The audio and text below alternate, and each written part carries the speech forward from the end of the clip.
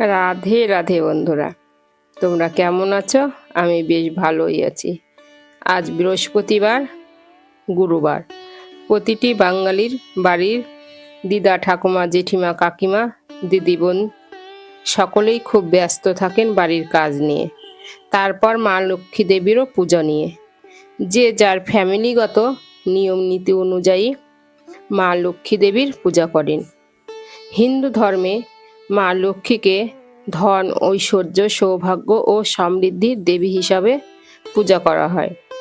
বিশ্বাস করা হয়, যার ঘরে মা লক্ষ্মীর আশীর্বাদ থাকে সেই ঘরে সুখ শান্তির কোনো অভাব থাকে না।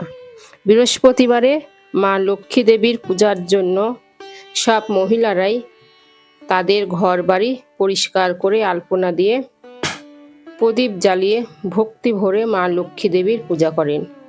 তারপর মা লক্ষ্মী দেবীর পাঁচালি পড়েন। বন্ধুরা, তোমাদের সাথে আজকে আমি মা লক্ষ্মী দেবীর একটা ছোট্ট কাহিনী শোনাই। এক গ্রামে এক গরিব বিধবা মা বাস করতেন। তার একটি ছোট্ট ছেলে ছিল।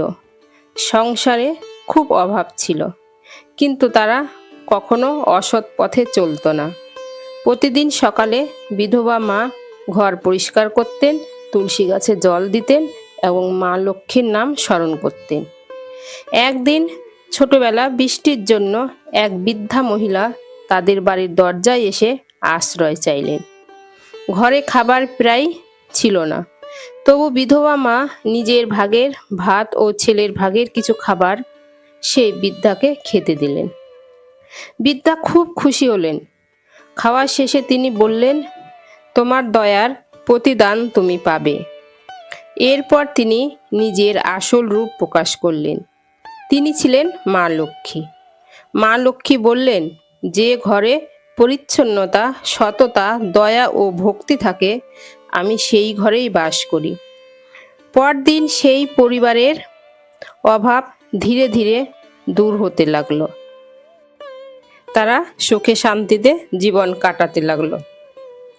এই গল্প থেকে আমরা এটাই বুঝলাম, মা লক্ষ্মী শুধু ধন সম্পদের দেবী নন, তিনি শুদ্ধতা, সততা, পরিশ্রম ও দয়ারু দেবী। যে ঘরে এই গুণগুলি থাকে সেখানে তার কৃপা লাভ হয়। ভিডিওটি ভালো লেগে থাকলে লাইক, কমেন্ট, শেয়ার, ফলো করে পাশে থেকো। জয় মা লক্ষ্মী।